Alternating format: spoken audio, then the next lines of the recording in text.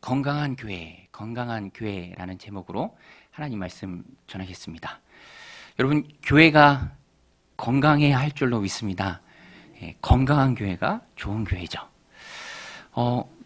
제가요, 전에 제 친구가 사회 필수 요원이랑 남들보다 좀 일찍 백신을 맞았어요. 나이는 어리지만. 그런데 그 친구가 그렇게 얘기를 해요. 야, 백신 맞고 죽다 살아났다. 근데 저는 약간 공감이 안 되는 게, 그냥 독감 예방주사 같은 건데 뭐 그렇게 힘든가. 그러다가 제가 백신을 맞고요. 그 친구가 해준 말이 딱 맞는 말이더라고요. 죽을 것 같이 아픈데 죽지는 않고 금방 또 살아나니까. 저는 너무 그날 밤에 몸이 쑤셔서, 그 기사에도 많이 나오더라고요. 방망이로 몸 두드려 맞은 것 같다. 아파서 쑤셔서 잠이 안 오더라고요. 그래서 결국에는 그냥 잠은 자고 싶은데 잠은 안 오는 그 친구의 말이 아주 적극 공감했습니다. 죽다 살아났다. 또 전에 한 번은 아내가 입안이 좀 헐었어요.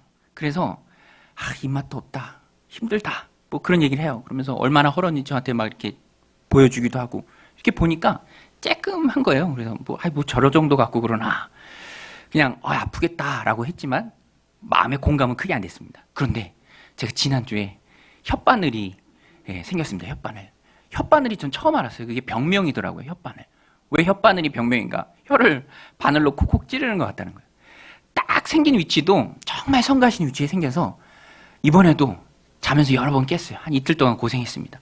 그러니까 쓰라리니까 깨게 되는 거예요. 그러면서 제 아내를 공감했죠. 힘들었겠구나.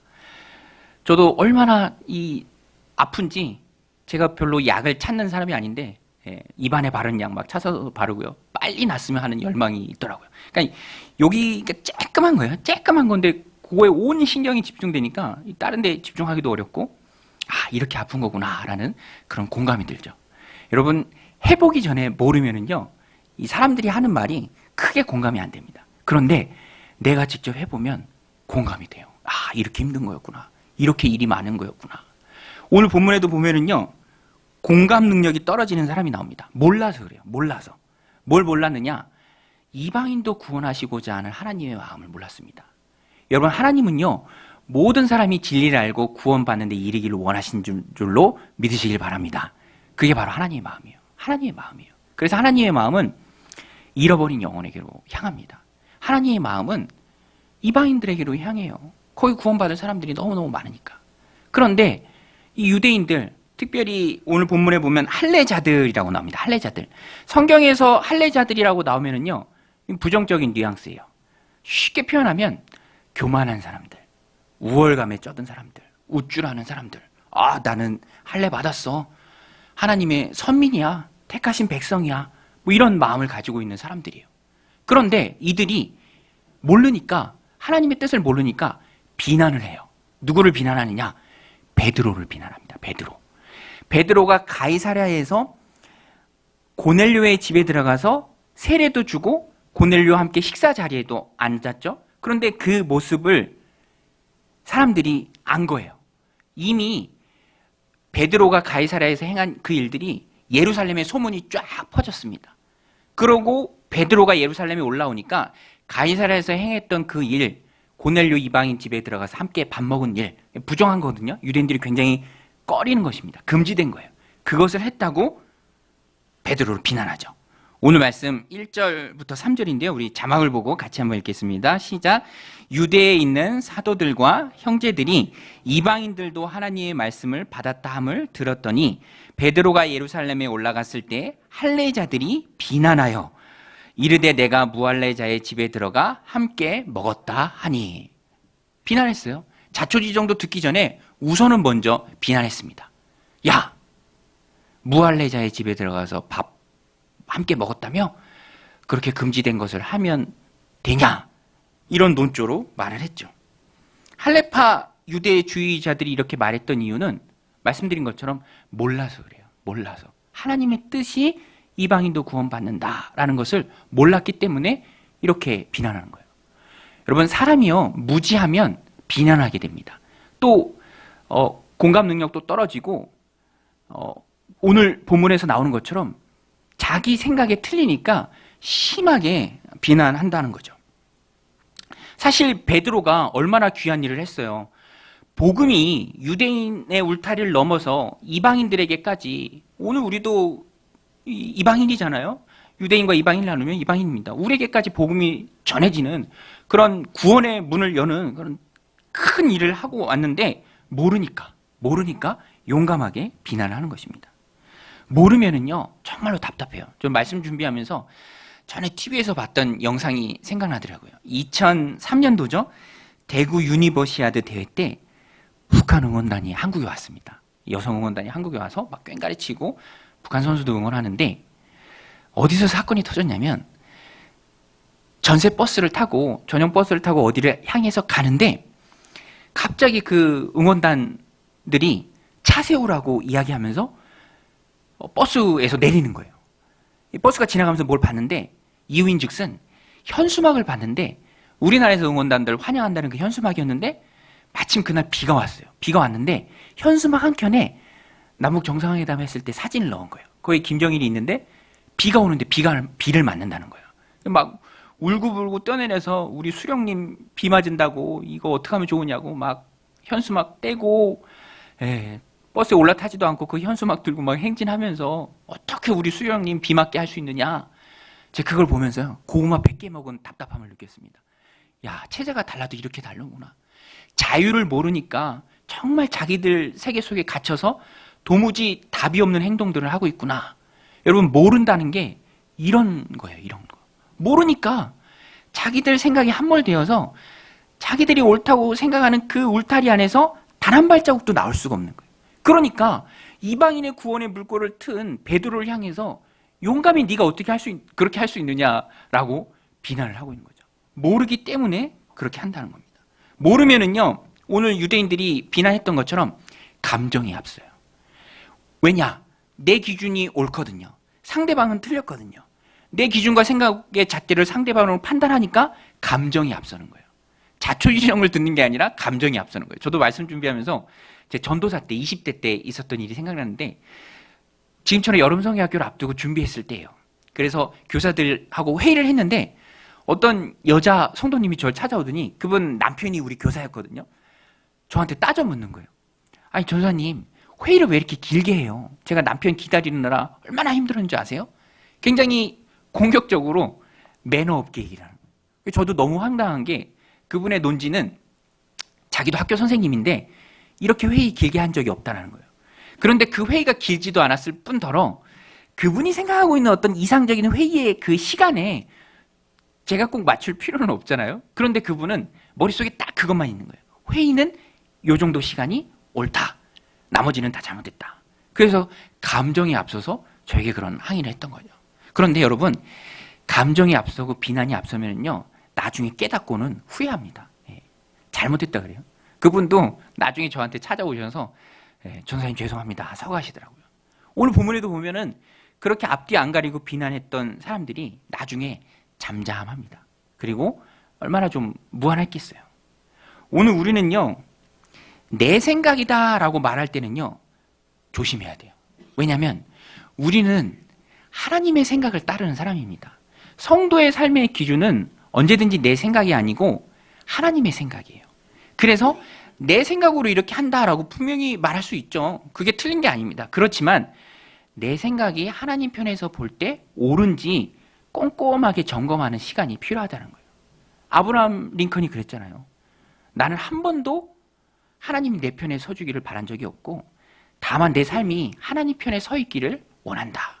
늘 점검하는 시간을 가졌다라는 것입니다. 오늘 우리도 꼼꼼히 혹시라도 놓치는 게 없는지, 내 생각대로 밀고 나갈 때 하나님 편에서 볼 때 놓치는 건 없는지 꼼꼼히 우리의 삶을 살펴야 합니다. 지금 베드로를 비난하는 할레파 유대인들은요 놓치고 있어요. 여러분, 하나님이 이스라엘을 선택한 이유는요 이스라엘 사람들에게 있지 않아요. 하나님은요 열방을 향한 하나님을 드러내는 제사장 나라로, 도구로 이스라엘을 선택하신 거예요. 그러니까 어찌되든지 이스라엘은 제사장 나라로서 밖을 향해 나아가야 할 필요가 있습니다. 아브라함 때부터 이 말씀은 하나님이 주신 거예요. 우리 창세기 12장 3절, 이 사도행전 보면서 여러 번 인용하는 말씀인데요. 우리 같이 한번 읽어보겠습니다. 창세기 12장 3절 시작. 너를 축복하는 자에게는 내가 복을 내리고 너를 저주하는 자에게는 내가 저주하리니 땅의 모든 족속이 너로 말미암아 복을 얻을 것이라 하신지라. 보세요. 이스라엘의 시초, 국부, 아브라함 선택한 그 이유는 아브라함에게 있지가 않습니다. 아브라함을 통해서 땅의 모든 족속이 복을 받는 거예요. 여러분, 우리가 자녀들한테 그런 얘기 하잖아요. 야, 배워서 남 주냐. 그게 맞는 말이기도 한데 우리 그리스도인들은 달라요. 믿어서 남 주고요. 배워서 남 주고 신앙생활 하면서 남 주는 거예요. 성장하면서 남 주는 거죠. 그게 맞아요. 여러분, 우리가 나라에서 어떻게든지 국민들이 백신을 많이 맞게 하기 위해서 포털 사이트를 이용하잖아요. 자녀 백신 예약하잖아요. 그렇게 하는 이유가 뭐죠? 목적이 뭐죠? 어찌됐든 백신 접종률을 높이기 위해서, 집단 면역 이루기 위해서, 사람들 편하게 백신 예약하기 위해서. 그런 포털 사이트, 뭐 네이버나 카카오톡 선택한 이유는 네이버나 카카오톡만 잘 되라고 선택한 게 아니에요. 그들을 통해서 많이 백신 맞으라고 하는 거죠. 하나님도 똑같습니다. 이스라엘을 선택하신 이유는 제사장 나라예요. 구약 성경에 가득합니다. 창세기 12장에서 아브라함을 선택할 때도 그 말씀이고, 그 어간에 뭐 요나나 여러 가지 그런 이야기들을 통해서 하나님의 마음은 이방에 있다라는 것, 이스라엘을 통해서 나가는 것. 성경의 마지막인 말라기서에서도 그것을 잘 말하고 있습니다. 우리 말라기 1장 11절 같이 읽겠습니다. 만군의 여호와가 이르노라. 해 뜨는 곳에서부터 해 지는 곳까지의 이방 민족 중에서 내 이름이 크게 될 것이라. 각처에서 내 이름을 위하여 분향하며 깨끗한 제물을 드리니 이는 내 이름이 이방 민족 중에서 크게 될 것임이니라. 할렐루야. 이거예요. 그런데 이거를 모르고 있는 거예요. 유대인들도 모르고 기독교인이 된, 그리스도인이 된 할레파 유대인들도 아직 여기까지 더디게 나오고 있는 거죠. 하나님의 마음은 이방인들에게 있어요. 이방인도 구원받는 거죠. 이방의 충만한 숫자가 예수님을 믿기까지 우리가 선교의 사명을 향해서 달려나가야 한다라는 것입니다. 이스라엘 백성은요, 제사장 나라예요. 우리 출애굽기 19장 6절 같이 읽겠습니다. 너희가 내게 대하여 제사장 나라가 되며 거룩한 백성이 되리라. 너는 이 말을 이스라엘 자손에게 전할지니라. 여러분, 제사장이 뭡니까? 한 손에는 하나님의 손을 붙들어요. 그리고 또 한 손에는 하나님 모르는 사람들의 손을 붙들고요, 그 손을 이어주는 거예요. 쉽게 얘기하면 중매자입니다. 중매자. 중보자의 역할을 제사장이 감당하는 거죠. 중개인의 역할을 하는 겁니다. 저들이 하나님을 바로 볼 수 있도록 내가 하나님의 편과 이방인 사람들, 하나님 모르는 사람들 편에 서서 연결해 주는 거예요. 베드로는요, 교회가 받은 이 사명을 충실하게 감당했죠. 아니, 그들과 식사 안 하고 어떻게 하나님을 소개하겠습니까? 그들과 함께 있지 않고 어떻게 제사장의 역할을 감당할 수 있겠어요? 그런데 할레파 유대인들이 이걸 모르니까 비난하는 거죠. 자기 생각에 함몰되어서 하나님의 뜻을 알지 못했던 것입니다. 그래서 오늘 말씀의 적용인데요, 우리는요, 열린 마음을 가져야 돼요. 열린 마음. 열린 마음. 우리 한번 따라서 할게요. 열린 마음이 중요하다. 여러분, 마음을 여시기를 주님의 이름으로 권면드립니다. 마음을 열어야 돼요. 마음을 열어야 돼요. 네. 활짝 열어야 됩니다. 내 생각 옳을 수 있죠. 그러나 항상 옳다라는 보장은 있습니까? 없습니까? 없어요. 틀릴 수 있습니다. 놓칠 수 있어요. 그래서 우리는요, 마음을 활짝 열고 하나님의 뜻을 따라가야 돼요. 오늘 말씀의 주제는 확실합니다. 하나님의 뜻이 가장 중요하다는 거예요. 하나님의 뜻이. 여러분, 타조가요, 자기 생각에 함몰돼서 어떤 행동을 하냐면, 누가 쫓아오면, 사냥꾼들이 쫓아오면 신나게 도망가다가 위급한 순간에 어쩔 수 없으면 대가리를 수풀에 박는데요. 예. 모래에 박든지 수풀에 박든지. 그러면 자기가 안 보이면 상대방도 자기를 못 보는 줄 알죠. 진짜 자기 생각에 함몰돼서, 야, 이제 안전하다, 숨었다, 아무것도 안 보인다. 근데 그렇습니까? 그거는 어리석은 타조의 생각일 뿐이죠. 오늘 우리도 그래요. 하나님의 뜻이 중요해요. 내가 이렇게 생각하면 하나님도 이렇게 생각해야 하실 거야. 내가 이렇게 생각하면 이거는 존재하지 않는 거야. 전도할 때도 만나면 답답한 사람들이 그거잖아요. 자기가 천국을 안 믿으면 천국에 없는 줄 알아요. 그렇지 않죠. 자기 생각이 중요한 게 아니라 이것이 실제하냐 안 하냐는가 중요해요. 자기가 안 믿는다고 존재하지 않는 게 아니에요. 그거는 타조 수준의 생각입니다. 아니 중력을 안 믿는다고 아파트 베란다에서 뛰어내리면 안 다칩니까? 그게 아니죠. 언제든지 하나님의 뜻이 있고요. 그 하나님의 뜻에 내 생각을 맞춰가고 그래서 하나님 반대편에 서지 않는 게 중요하다는 거예요. 오늘 베드로를 비난한 유대인들은요. 그것을 몰랐죠. 오늘 우리는 마음을 열어야 합니다. 항상 하나님의 생각이 먼저여야 돼요. 저도요. 아내랑 그런 얘기 가끔 해요. 하나님이 저에게 자율권을 주시면 내 인생에 대한 자율권을 주시면 저도 하고 싶은 게 이것저것 많이 있죠. 그렇지만 그것은 제 생각일 뿐이에요. 하나님의 뜻은 항상 우리가 물으면서 찾아가는 거죠. 기도하면서 말씀을 통해서 내 인생에 주시는 하나님의 뜻이 있습니다. 그게 먼저라는 거예요. 그걸 따라가야 한다는 것입니다. 그래야 하나님이 들어쓰시는 그런 인생을 살 수 있다는 것입니다. 하나님 뜻이 중요하고요. 우리는 그 뜻에 순종하는 사람들이죠. 성도는요, 자기 생각이 아니라 하나님의 말씀을 따라가야 합니다. 하나님의 말씀이 그렇다고 한다면 그런 줄 알고 믿고 따라가는 그런 하나님의 백성들이 다 되시기를 주님의 이름으로 간절히 축복합니다. 언제나 오르신 분은요, 하나님이신 줄로 믿습니다. 여러분 믿으시죠? 하나님은 언제나 오르세요. 가끔 틀리는 게 내 생각이에요. 언제나 오르신 하나님 앞에 우리가 맞춰가고 따라가고 순종하는 것이죠. 베드로는요, 그렇게 따져 묻는 할레파 교인들에게 자초지종을 잘 설명합니다. 자막에는 없는데 우리 4절 말씀 같이 한번 읽어보겠습니다. 4절 시작. 베드로가 그들에게 이 일을 차례로 설명하여. 차례로 설명하여라는 그 말씀 속에 베드로가 아주 차분하게 구체적으로 친절하게 잘 설명했어요. 그래서 앞에 있었던 일 그대로 또 반복합니다. 누가도요. 사도행전을 지은 누가도 이 부분이 중요하기 때문에 이해하고 넘어가야 되잖아요. 교회가 한 곳을 보고 같이 가야 되지 않습니까? 근데 이 반대자들이 나서면 안 되거든요. 이들이 막으면 안 됩니다. 그러니까 베드로가 그들을 잘 설득해요. 여러분 교회는요. 설득하면서 한 곳을 바라보고 같이 함께 나아가는 곳인 줄로 믿으시기 바랍니다. 같이 가는 거예요. 같이 가는 거예요. 독산적이어서도 안 되고요. 독단적이어도 안 됩니다. 최대한의 힘을 기울여서 설명해야 돼요.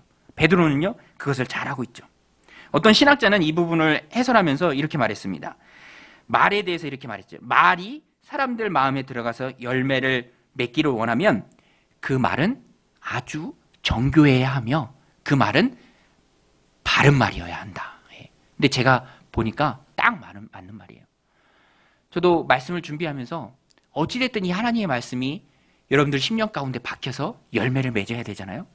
그래서 하나님의 말씀이 아닌 것, 불필요한 것은요, 다 제해버릴 때가 많이 있습니다. 내 생각은 조금이라도 포함되지 않도록 하나님의 말씀을 있는 그대로 전하고자 하는 게 제 자존심이고 제 프라이드예요. 그래서 저는 성경 말씀 있는 그대로 전하고자 제가 배운 게 그것이고요. 또 그렇게 하려고 많이 애를 씁니다. 왜냐하면 그래야 그 말씀이 하나님의 말씀이 마음에 박혀서 그 사람 삶 가운데 열매를 맺는 거예요. 인간적인 생각은 전해지지 않도록 최대한의 노력을 기울입니다. 베드로도 그것을 하고 있는 거예요. 그래서요, 베드로가 하는 그 말을 보면은요, 자기 생각은 전혀 없어요. 나중에 고백하잖아요. 내가 누구간데 하나님을 반대하겠느냐? 하나님의 일을 맡겠느냐? 그리고 있는 그대로 사실만 간결하게 전해요. 여러분, 하나님의 말씀은 그 말씀 자체로 능력이 있는 줄로 믿으시기 바랍니다. 그래서 하나님의 말씀은 좌우의 날선 검과 같아요. 말씀만 전하는 거예요. 말씀만. 있는 그대로만. 베드로가 그렇게 전하니까 사람들이 다 설득됩니다. 뭐 하나님의 말씀의 능력의 역사가 그런데 베드로가 전한 하나님의 말씀 다시 한번 요약해서 말씀드리면 베드로가 요빠 성에서 기도하고 있을 때였어요. 기도하고 있을 때가 중요합니다. 하나님이 기도하고 있을 때 베드로에게 황홀견 중에 환상을 보여주세요. 그 환상이 무엇이냐? 그냥 뭐 어쩌다 갑자기 생겨난 게 아니라 하나님이 계획하시고 베드로가 기도했을 때 딱 보여준 환상이에요. 보자기처럼 생긴 그릇이에요. 내 귀퉁이가 묶여서 내려옵니다. 그 안에 뭐가 담겼냐 봤더니 부정한 짐승들이 잔뜩 담겨있어요. 막 달팽이, 지네, 막 뱀들, 먹어서는 안 되는 돼지, 막 그런 기는 것들 잔뜩 들려있습니다. 근데 이것은 하나님이 주신 거죠. 하늘에서 음성이 들리는데, 뭐 한 번 더 반복이지만 중요하기 때문에 반복하는 거죠. 하늘에서 음성이 들리는데 뭐라고 음성이 들리냐? 잡아먹으라, 잡아먹으라. 베드로가 얘기합니다. 하나님, 저는 이제껏 결단코 부정한 음식을 제 입술에 댄 적이 한 번도 없습니다. 여기서 듣는 청중들이 빠져드는 거예요. 그렇지, 레위기 11장에 의하면 저런 음식은 먹을 수 없지. 의식법이 있으니까. 그런데 하나님께서 그 다음에 하시는 말씀이 중요합니다. 뭐라고 말씀하시냐면 하나님께서 깨끗하게 하신 것을 속되다 하지 말라. 이게 중요한 말씀이에요. 무슨 말씀이냐면 보자기에 들어있는 사람들은, 그 짐승들은 이방인들을 의미해요. 그런데 그들은 깨끗해졌다라는 거예요. 예수 그리스도의 십자가 사역을 통해서 구원받을 준비가 되었다라는 거예요. 자격이 있다라는 거예요. 구원받을 자격, 복음 들을 자격, 하나님 자녀가 될 자격을 가졌다라는 거예요. 그러니까 복음을 전하라는 거죠. 먹으라는 겁니다. 근데 거기서 이제 놀라운 역사가 일어나는 거죠. 그 같은 일이 3번 있었습니다. 3번. 이것은 하나님의 강한 의지를 말합니다. 그리고요, 결정적으로 유대인 법에서는 2명만 함께 있어서 봐도 확실한 증인이 되는데 그 일을 함께 한 사람이 6명이나 있었어요. 6명이나. 오늘 말씀 12절에 보면 나옵니다. 우리 12절 같이 읽겠습니다. 시작.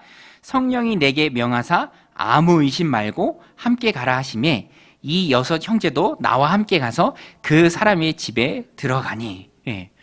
여러분, 얼마나 확실합니까? 하나님의 행하신 놀라운 경험을 베드로가 이야기하고요. 그렇게 했을 때 성령 받은 고넬료와 친척, 그 모든 사람들의 모습을 6명이나 함께 봤어요. 그리고 그 함께 봤던 사람들이 지금 베드로 옆에 서 있습니다. 그러니까 너무너무 확실한 증거가 되는 거죠. 베드로의 그 말을, 설명을 들은 사람들은 다 수긍하고 또 받아들입니다. 여러분, 이 말씀을 통해서 우리가 붙잡아야 될 메시지가 뭐냐면 오늘 우리도 복음을 반대하는 세상을 향해서 복음을 설명해야 될 사명을 가진 자들입니다. 여러분 믿으십니까? 오늘 우리에게 그런 사명이 있어요. 그런데 가장 설득력 있게 전할 수 있는 방법은 간증이에요. 간증. 여러분, 간증이 있으십니까? 신앙생활은요, 다른 게 아니고요, 간증을 만들어가는 생활이 바로 신앙생활이에요. 내가 예수님 믿기 전엔 이랬는데 예수님 믿고 나서 이런 은혜를 하나님이 부어주시더라. 내가 이렇게 방탕하게 생활했는데 예수님 믿고 나서 하나님이 이런 거룩한 삶을 나에게 허락해 주시더라. 성령님의 은혜가 있다. 예수님 믿고 이런 복을 받았다. 은혜가 있다. 축복이 있다. 이런 바뀐 게 있다라는 것을 고백하는 게, 왜냐하면 너무너무 큰 증거가 될 수밖에 없는 것은 그렇게 말하는 자기 자신의 삶이 증거는 있잖아요. 증거가 되잖아요. 오늘 본문에 증인이 6명이나 있었던 것처럼, 내가 이렇게 바뀌었는데, 제가 오래전에 저랑 같이 학생부에서 같이 신앙생활했던 한 해 후배 친구가 있는데, 한 해 후배 동생이 있는데, 한 번은 통화하면서 저한테 그렇게 얘기하더라고요. 형, 나는 진짜 형을 보면 진짜 하나님 살아계심을 느껴. 그런 얘기를 하더라고요. 근데 제가 가만히 들어보니까 이 칭찬은 아닌 것 같아요. 그죠? 나는 진짜 형의 생활을 다 알고 있는 사람으로서 형을 보면 진짜 하나님 살아계심을 느껴. 근데 오늘 우리가 그런 사람들입니다. 과거에는 정말 엉망진창으로 살았는데 하나님 자녀 되어서 예수님 만나고 그 베푼 은혜가 이렇게 커서 이렇게 바뀌었다라는 증거가 우리 자신이잖아요. 저도요, 전에 사람들이 내 말에 진짜 관심을 기울이고 또 잘 들으려고 했던 적이 있었는데, 제가 다이어트 했을 때요, 다이어트. 언젠가 한번 제가 그 아이들이랑 찍은 사진을 정리하다가 어디서 찍은 사진을 이렇게 딱 보는데 돼지가 한 마리 있는 거예요. 돼지. 웃으시라고 하는 얘기입니다. 돼지가 선글라스 끼고 활짝 해바라기 옆에서 환하게 웃고 있더라고요. 제 사진에 그냥 영락 없는 돼지예요. 제가 그 사진을 보고 너무 충격을 받아서 안 되겠다. 제가 그때 몸무게가 81kg였거든요. 그래서 계획을 세웠어요. 내가 69kg까지 빼겠다. 저를 잘 아는 지인이 그 계획을 얘기하니까 저한테 얘기하더라고요. 야, 그게 되겠냐? 근데 됐어요. 제가 정말 이를 악물고 식단 조절하고 운동해서 69kg까지 딱 찍었죠. 그러니까 사람들이 알아보잖아요. 돼지였다가 홀쭉해졌으니까 어떻게 다이어트 했어요. 막 귀를 쫑긋 세우고요. 제 말이 거의 진리예요. 막 받아 적고 막 제가 얘기할 때 누가 막 끼어들면 조용히 하라 그러고 막 어떻게 다이어트 했는지. 그 이유가 뭡니까? 이 홀쭉 빠진 몸이 어찌됐든 그들 앞에 증거로 나타나 있으니까. 오늘 우리도 그래요. 복음 전하는 거는요, 내 얘기하는 거예요. 내 얘기. 그러니까 내가 변해야죠. 내가 바뀌어야죠. 이거는요, 세상에서도 논리가 명확하면, 근거가 확실하면 이게 설득이 잘 돼요. 제가 지난주에 그 믿지는 않는 분인데 대화할 기회가 있었어요. 이분이 자기 아들들 얘기하더라고요. 본인의 아들 자랑하면서 하는 얘기예요. 이 아들이 정말 뛰어난데, 탁월한데 학생 때부터 남달랐대요. 집에서 좀 먼 대학교를 다녔는데 어느 날 아버지한테 오더니 아버지 차를 사주십시오 이렇게 얘기하더래요. 근데 뭐 대학생 아들한테 누가 차 사줍니까?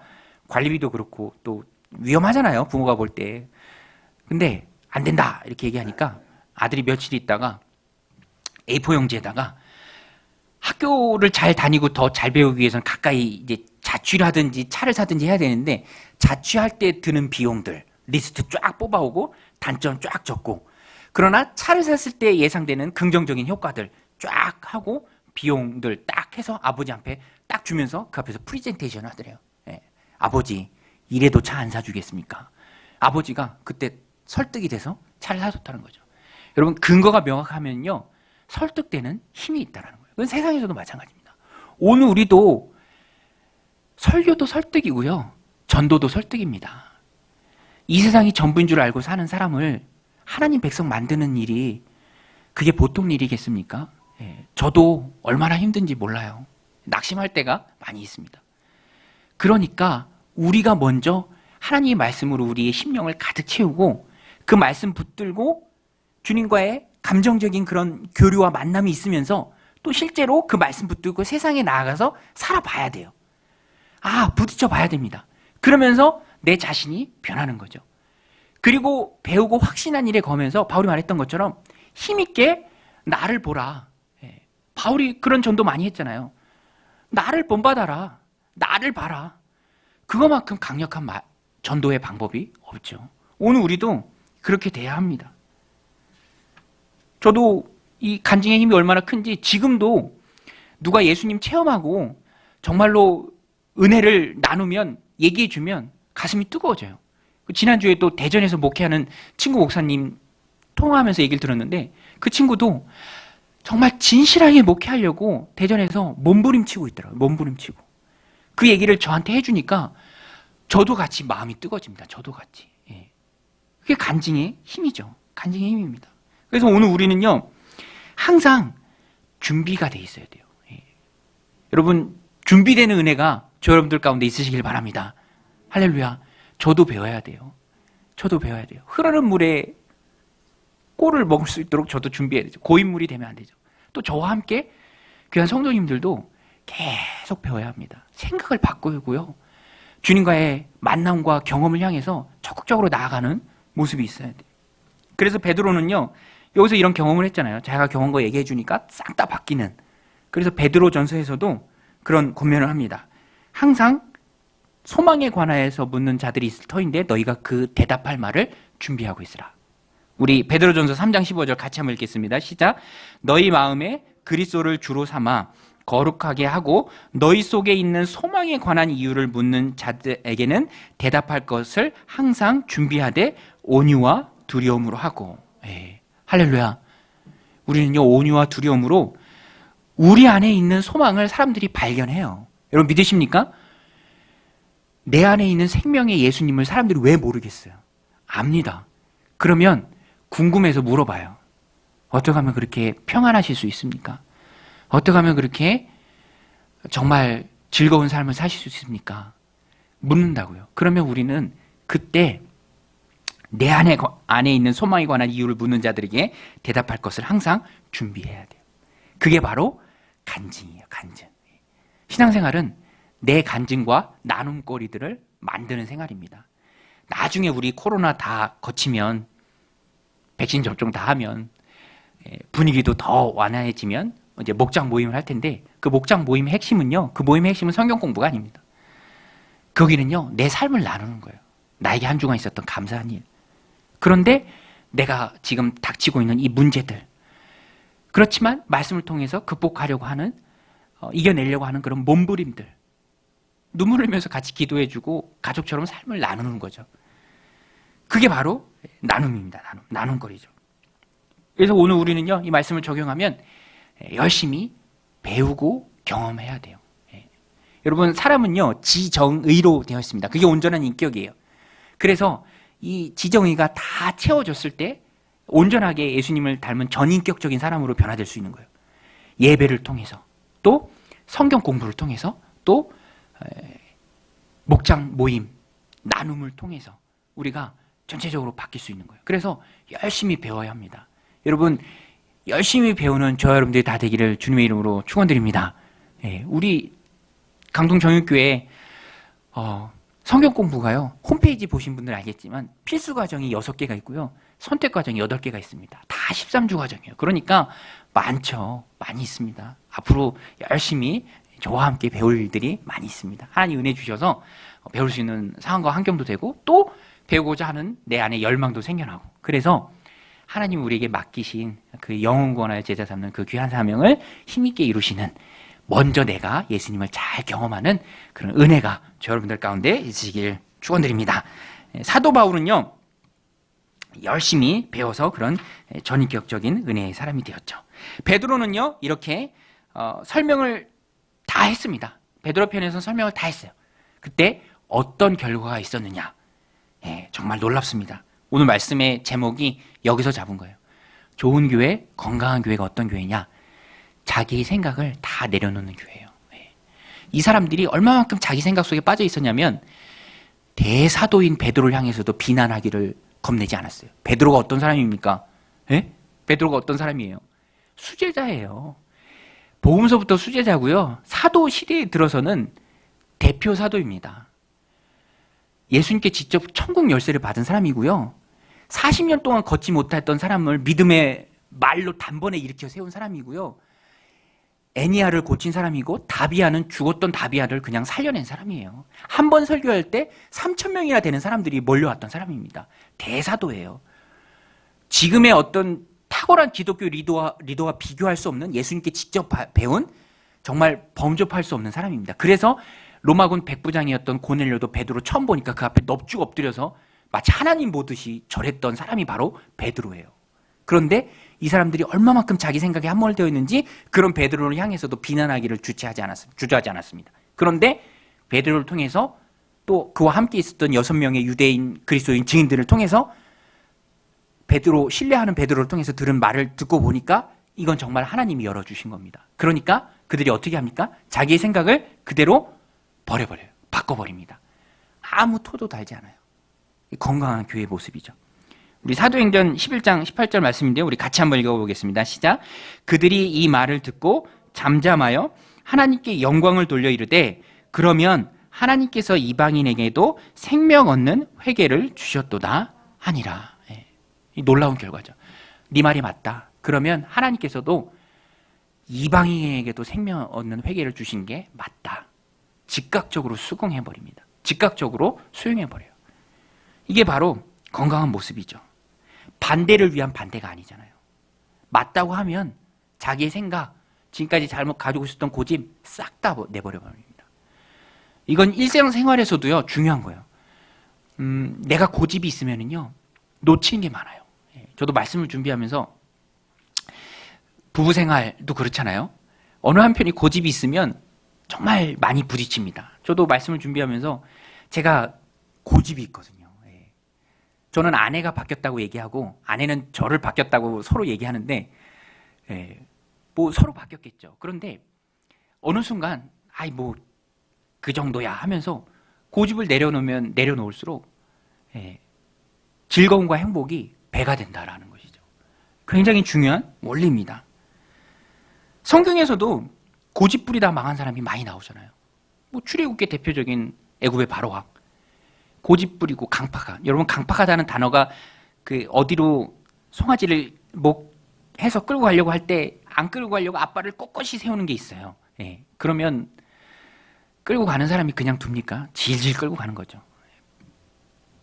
바로가 그랬죠. 나중엔 다 그냥 망가지죠. 그냥 나라가 거덜납니다. 고집 부리다 망한 사람. 사울 왕도 그랬죠. 사울 왕도 교만해서 고집 부리다가 뭐 인생이 또 나라 다 거덜냈습니다. 그런데 오늘 초대교회의 모습은 그렇지 않아요. 건강합니다. 얼마나 건강한지 몰라요. 하나님의 뜻이 분명하니까 자신의 뜻을 금방 고치죠. 베드로의 고백이 딱 맞습니다. 내가 누구간데, 우리가 누구간데 하나님을 거역하겠느냐. 오늘 말씀 17절에 베드로의 고백이 나옵니다. 우리 같이 읽겠습니다. 시작. 그런즉 하나님이 우리가 주 예수 그리스도로 믿을 때에 주신 것과 같은 선물을 그들에게도 주셨으니 내가 누구이기에 하나님을 능히 맡겠느냐 하더라. 내가 누구이기에 감히 하나님의 뜻을 맡겠느냐. 이게 바로 오늘 우리 교회가 가져야 될 마음입니다. 하나님의 뜻이 분명하다면 교회는요, 자신의 뜻을 굽히고 하나님의 뜻을 붙들고 나아가야 합니다. 신앙은요, 하나님의 뜻을 붙들겠다라는 결단과 다짐의 연속이에요. 결단과 다짐의 연속입니다. 하나님의 뜻이 명확하다면 수긍하는 것이죠. 항상 하나님의 뜻이 먼저입니다. 여러분, 우리가 순종해야 할 모든 뜻 중에 가장 최상위에 있는 것은 하나님의 뜻인 줄로 믿으시기 바랍니다. 하나님의 뜻이에요. 저도 집에서 아이들이 가끔 저한테 그래요. 아빠는 가장이면서 왜 아빠 뜻대로 되는 건 하나도 없어? 막 이렇게 얘기해요. 아이들이 아직 모르는 가정의 평화라는 게 있기 때문에 그렇죠. 뭐 별거 아닌 거는 가정의 평화를 위해서 얼마든지 양보할 마음이 있습니다. 그러나 아이들한테도 얘기해요. 그러나 아빠가 이 집의 가장인데 정말 특별하고 중요한 일에서는 아빠의 뜻이 먼저다. 이렇게 얘기해요. 아빠의 뜻이. 파라, 너희들 뭐 어디를 이사를 가거나 혹은 뭐 신앙생활을 어떻게 할 것인가. 파라, 너희들 아빠가 뜻해서 교회도 옮겼잖아. 저녁교회 아니라 강동저녁교회 다니고 있잖아. 그런 얘기도 하죠. 가정에서도 가장의 뜻이 있죠. 그런데 이것처럼 모든 뜻이 있습니다. 그런데 가장 높은 곳에 최상에 있는 것은 베드로의 뜻도 아니에요. 사도 바울의 뜻도 아닙니다. 담임 목사의 뜻도 아니고요. 가장의 뜻도 아니고요. 내 뜻도 아니고요. 어떤 한 사람의 뜻도 아니고요. 대통령의 뜻도 아니고요. 가장 최상위에 있는 뜻은 하나님의 뜻인 줄로 믿습니다. 할렐루야. 오늘 우리는 그래서 하나님의 뜻을 붙들어야 돼요. 하나님의 뜻을 발견하고 하나님의 뜻을 설명하고 하나님의 뜻을 붙들고 내 고집을 꺾어야 한다라는 것입니다. 성도는 하나님의 뜻에 살고 뜻에 죽는 하나님의 백성들이에요. 그래서 우리는 가장 앞세워야 할 것은, 가장 먼저 붙들어야 할 것은 하나님의 뜻입니다. 하나님의 뜻을 따라가는 교회가 가장 좋은 교회고요. 가장 건강한 교회입니다. 그래서 초대교회는 가장 건강한 교회예요. 그리고 놀라운 역사가 초대교회 안에 신약에 나오는 그 교회들 가운데 있었습니다. 오늘 우리도 부족합니다. 연약하죠. 그러나 이거 하나만 딱 붙들면 돼요. 하나님의 뜻이 먼저다. 나는 하나님의 뜻을 이 땅 가운데 이루는 도구다. 나를 향한 하나님의 놀라운 계획이 있다. 그것을 붙들고 그것이 분명하다면 내 생각들을 내려놓고 바꾸고 고치고 하나님의 뜻만 붙들고 나아가는 좋은 교회, 건강한 교회, 우리 강동정연교회 되시기를 주님의 이름으로 간절히 축원드립니다. 우리 같이 말씀 붙들고 함께 기도하겠습니다. 제가 기도 제목 좀 나누면은요, 하나님의 뜻을 알고 따라가는 사람 되게 하옵소서. 내 생각을 절대로 앞세우지 않게 하옵소서. 기도하시고요. 또 하나님의 뜻을 모르는 사람들한테 잘 전할 수 있도록 나부터 배우고 확신하고 하나님을 경험하는 인생이 되게 하여 주옵소서. 기도하시기 바랍니다. 또 하나님의 뜻을 발견하면 적극적으로 수용하고 즉각 순종하는 내 생각을 바꾸고 하나님의 뜻을 따라가는 건강한 교회, 우리 강동정연교회 되게 하여 주옵소서. 우리 함께 기도하며 나가겠습니다. 하나님 아버지, 오늘도 저희들